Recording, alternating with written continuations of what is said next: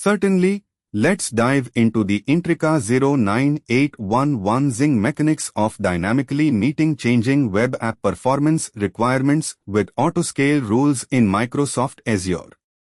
So, imagine you are hosting a massive online event and suddenly, more people start streaming, and you want your chat service to handle this surge without crashing or lagging. Azure Autoscale is like that magical backstage crew, making sure the show goes on smoothly by automatically bringing in more chat handles to cope with the crowd or, in technical terms, the increase in demand. First things first, you've set up an Azure app service and you are noticing that during festivals or sale days, your website is crawling and customers are complaining about the wait times. That's your cue to step up your game and implement Autoscale.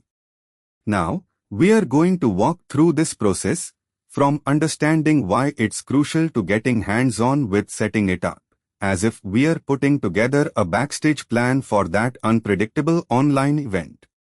You start by defining the triggers that tell your service when to bring in extra help.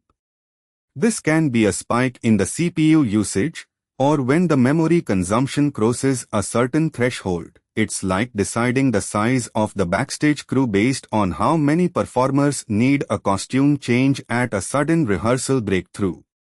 The next step is selecting the right criteria, which are the performance indicators, like the number of connections or transactions that your service handles every second. Azure Autoscale lets you link these indicators to specific actions, which in this case adds more instances of your app to distribute the workload evenly. It's a bit like how a conductor signals the orchestra to switch sections dynamically based on the music's complexity, ensuring the perfect performance. But how do you configure Autoscale in Azure? Not as tough as a jigsaw puzzle, I assure you. It's about taking small steps. First, from your Azure portal, we navigate to the Autoscale section of your app service. Here, you tell Azure about the triggers that matter to you. It's not unlike setting alarms to remind you to add more backstage crew as the crowd size expands. Then, we identify the metrics these triggers correlate to, which is how do we know we are adding the right number of backstage personnel? Good question. It's essentially linked to how fast we need to handle backstage tasks once the alarms ring. After this, we select the actions. This is deciding how many extra backstage crew members should hop on when our alarms sound.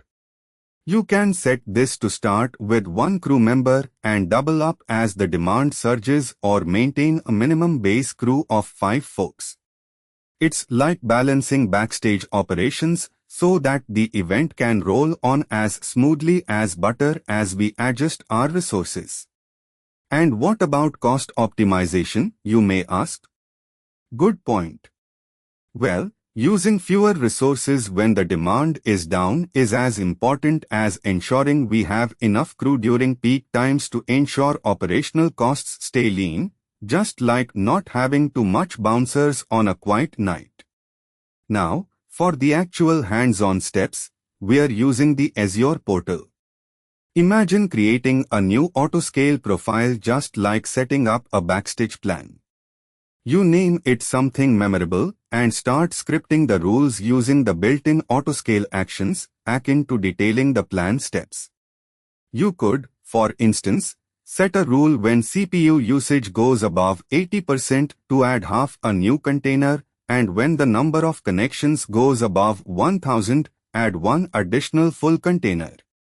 Once you are satisfied with the plan, it's time to execute it. Azure Autoscale takes a test run, and voila!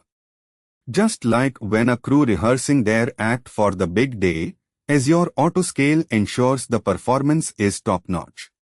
But what if trouble strikes, like performance hiccups during peak times? That's where advanced troubleshooting comes into play. It's like our emergency contingencies in case the backstage crew gets overwhelmed, like a quick call to a different section to handle extra hands or reorganizing to ensure smooth operations. You can access detailed reports from Azure Monitor to understand why the hiccups happen, which is detective work for digital backstage operations.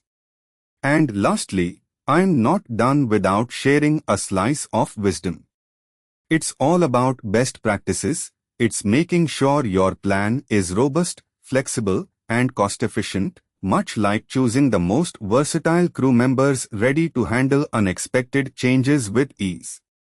Also, I often advise teams to monitor their Autoscale activity and tweak it. You wouldn't have the same backstage plan for every gig, right? Likewise, regular performance reviews and adjustments ensure your Autoscale is always in sync with your current event stage. Now that I've taken you on this run-through of setting up dynamically meeting-changing web app performance requirements with Autoscale rules in Microsoft Azure, imagine stepping back into the world of cloud solutions with a plan that adjusts seamlessly as the event's demand scales up or down. If you are feeling eager to delve even further into optimizing your Autoscale strategies, I encourage you to visit neeraj.qzz.io and stay updated with the latest in cloud architecture. And remember, to keep the insights flowing, subscribe to TechLab.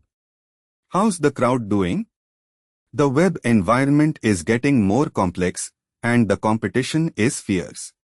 It's vital to continuously adapt, upgrade and optimize our backstage crew or, in our case, our Autoscale rules, to ensure an exceptional user experience that stands out during both calm and stormy digital seas. Let's not drop the ball. Let's subscribe to the journey at TechLab.